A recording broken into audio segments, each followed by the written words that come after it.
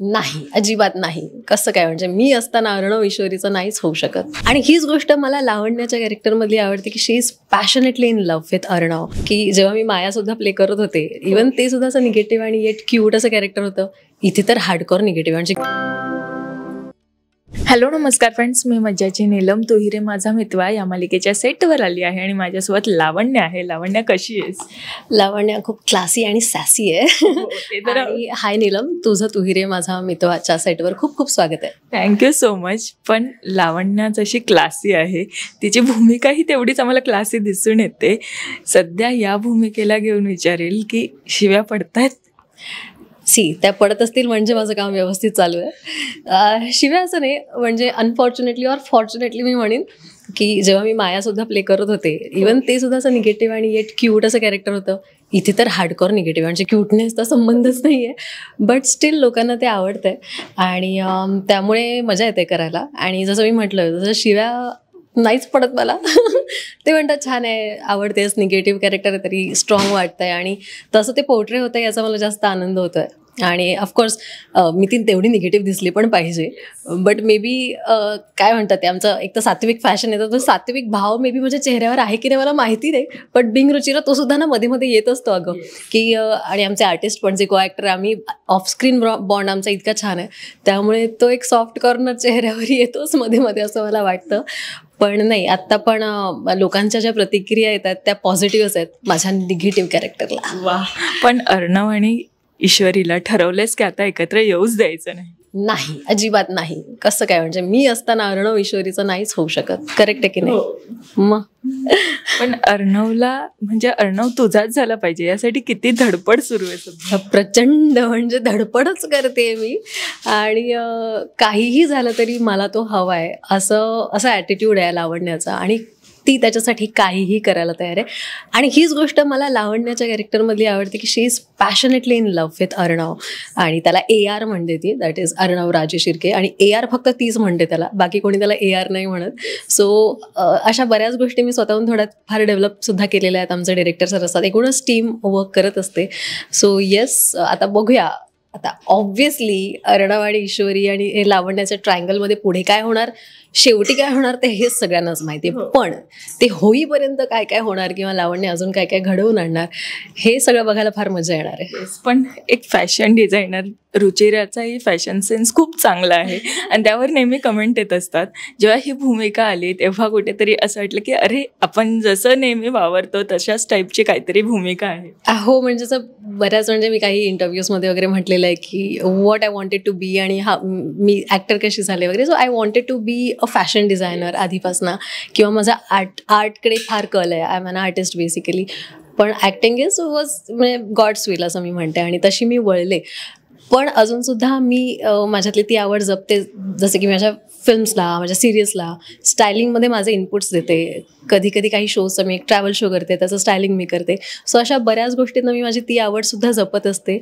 आणि त्यामुळे इथे when it came to like Satvik fashions म्हणूनच आमचा ब्रँड आहे. दो पण त्याचं खूप डिरेक्टली काही कनेक्शन नाही आहे टू बी ऑनेस्ट. पण हां, माझ्या कॅरेक्टरचं स्टायलिंग, आणि कधी कधी अभिला पण मी सांगते अभि हे असं करणं वगैरे वगैरे. सो असं काही ना काही चालू असतं माझं. ओके. पण लावण्याला काय तुझा म्हणजे आउटपुट किंवा इनपुट तो काय आहे जो फॅशन टच आहे तुझा? जसं मी म्हटलं, शी इज क्लासी अँड सॅसी. आणि ते कॅरेक्टर खरंच खूप स्मार्ट आहे, इंडिपेंडंट आहे, आणि she loves to present herself very confidently. So तिचा तो कॉन्फिडन्स आहे. त्यामुळे जर तू तिचे आउटफिट आणि अटायर्स बघितलेस तर ती बऱ्याचदा फॉर्मल येट थोडे क्लासी फॉर्मल्स म्हणू शकतो आपण, त्याच्यामध्ये ती दिसते आपल्याला. तर त्याच्यातसुद्धा मी खूप ह्यांच्या पाठी लागून नाही, प्लीज आपण हे असं करूया तसं करूया, कारण तिथे तो एक कॅज्युअल्स आणि वेस्टर्नमध्ये तो एक फ्रीडम वेगळाच मिळतो. पण इथे थोडं फॉर्मल्समध्ये थोडंसं रेस्ट्रिक्शन्स येतात, आणि चॅनलच्या सुद्धा काही रिक्वायरमेंट असतात. सो ते सगळं बघून मला तर छान दिसायचं असतं बाबा स्क्रीनवरती. तो माझा स्वार्थ म्हणा किंवा काही म्हणा. पण मुलांच्या रादर जास्त मुलींच्या कमेंट्स असतात, दीदी तुझा आजचा ड्रेस छान होता किंवा ते छान दिसत होते. सो अभिनय तर सगळ्यात आधी येतं, आणखी खूप छान असतो तो. आणि तुझ्यावर तो लुक म्हणजे तू कॅरीही छान करते आणि तो दिसतोही छान. पण एक काय सांगशील की चित्रपट एकीकडे आपला ट्रॅव्हलचा जो शो असतो आणि ही भूमिका, किती तारांबळ सध्या सुरू आहे आणि कसं चाललंय हे सगळं? अरे आय लव्ह दिस तारांबळ. म्हणजे मला फार आवडतं हेक्टिक शूट्स करायला किंवा म्हणजे कंटिन्यू बिझी राहायला आवडतं. I don't like an off day to be honest. फक्त याच्यामध्ये एकच होतं की आमचं सेट जो आहे थोडंसं लांब आहे. आता तुलाच येताना किती त्रास झाला असेल मी समजू शकते. फक्त मला ट्रॅव्हलिंग, जसं मी आतासुद्धा म्हटलं आहे माझ्या रिसेंट व्हिडिओजमध्ये, मुंबई ट्रॅव्हल करणं फार डिफिकल्ट झालं आहे. सो मला शूटचा तुम्ही मला 24 तास शूट करायला लावा, 48 तास शूट करायला लावा, मला त्रास नाही होत. पण ट्रॅव्हलिंगमध्ये जे काही वन वे येताना, मुलुंडला राहते मी, मुलुंड टू मड येताना जे काही 2.5 तास लागतात, फक्त मला तेवढाच त्रास होतो आहे आयुष्यात. बाकी माझा जो इंटरनॅशनल ट्रॅव्हल शो सुरू आहे, मी कालच माझी फिल्म रिलीज झाली झी टॉकीजला आणि सिरियलचं शूट. सो हे सगळं करताना मला फार मजा येते. त्यातच बरं मी अल्बमचं शूट करून आले. सो मी इथून ऑफ घेते ते दुसऱ्या शूटसाठी. सो टचवूड म्हणजे बाय गॉड्स ग्रेस. आणि ऑफकोर्स हे तर मी नेहमीच म्हणते की इथं सुरुवात, एक पायरी चढत वर जायचं आहे आणि हेच करायचं आहे मला.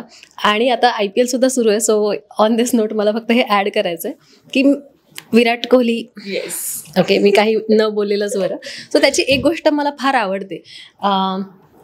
तो नेहमी म्हणतो आणि आत्ताही तो एका इंटरव्ह्यूमध्ये म्हणाला होता की he is very hungry for runs. So when ever he is on field ना, तो फक्त स्वतःच्या गोष्टी सेलिब्रेट नाही करत. तो त्याच्या दुसऱ्या बॉलरने विकेट घेतली तरी तो ती सेलिब्रेट करतो. So he likes to be in that moment. आणि त्याला एक रन पाहिजे असतो. इज अ चेस मास्टर म्हणतात त्याला. सो मला झालं की ती गोष्ट आपोआप मला रिलेट झाली. तो असाच आवडतो मला खरं तर, त्याचा प्रेझेन्स, ऑरा सगळंच. पण ह्या ज्या इन्स्पिरेशनल गोष्टी आहेत ना त्याच्याकडनं, तर मी त्याच्याकडनं हे घेतलं की मी ही each and every moment celebrate केली पाहिजे. म्हणजे लिटरली आत्ता माझी, आय वोंट एक्झॅजरेट, माझी फक्त घरी 3-3.5 तास झोप होते घरी. कारण जायला यायलाच दिवसातले माझे 4 ते 5 तास जात आहेत टोटल.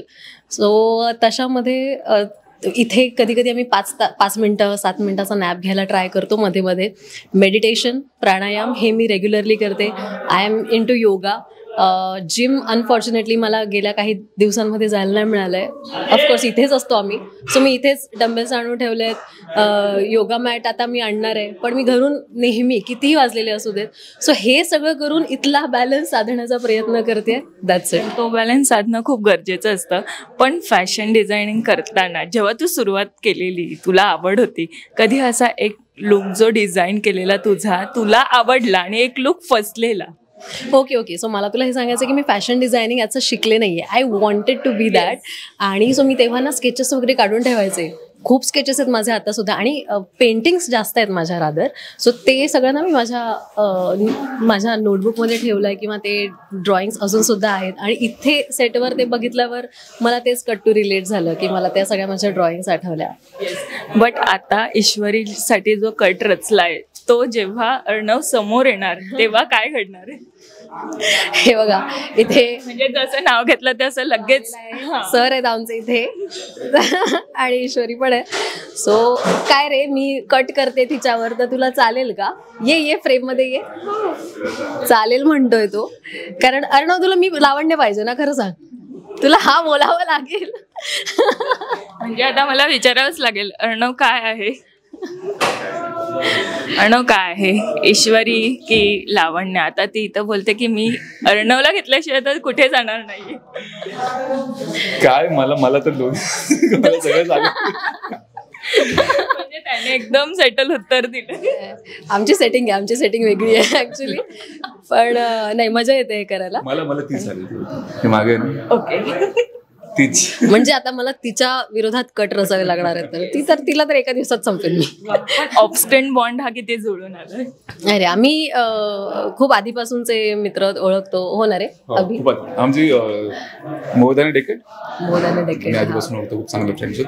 सो इथे फक्त आम्ही एका शाळेत नव्हतो, दोघे लहान वाटतो खूप. मोर दॅन डेकेड वगैरे म्हटलंय म्हणून म्हटलं म्हणजे ओळखतो. अरे यार बस. हो. आणि आम्ही ऑलरेडी एक सिरियल केली होती, 1-2 फिल्म्स करता राहिलो, असं बरंच काय झालंय. आणि त्यामुळे इंडस्ट्रीतले माझे जे कोणी मोजके मित्र आहेत, एवढे 4-5 असतील, त्यातला एक अभि आहे. Main finger, index finger. Yes. पण प्रेक्षकांना काय सांगायला हवं? नाही, प्रेक्षकांनो, जे कोणी माझा राग करतात त्यांना फक्त मी एक सांगेन की जेव्हा माझ्याकडे सीन्स येतात ना लिहून की ईश्वरी विरोधात मी हे करते, मला असं होतं शिट, एवढं एवढं नका ना यार प्लीज, तसं असं होतं. पण तेच ना मला ऑनस्क्रीन परफॉर्म करायला फार मजा येते, कारण जे आपण नसतो आणि ते जेव्हा आणायचं असतं ना तेव्हा ॲक्ट्रेस म्हणून कस लागतो आपला, आणि ते मी फार एन्जॉय करते. आणि त्यामुळे मी माझा पूर्ण देण्याचा प्रयत्न करणार आहे, प्रयत्न करते.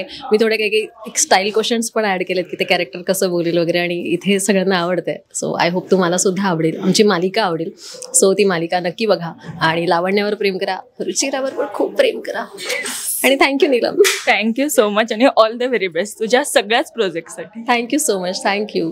मराठी मनोरंजन सृष्टीमधील मालिका, चित्रपट, नाटक तसेच कलाकारांबद्दलच्या नवीन अपडेट्स जाणून घेण्यासाठी नक्की सबस्क्राईब करा इट्स मज्जा मराठी या आपल्या नवीन यूट्यूब चॅनलला.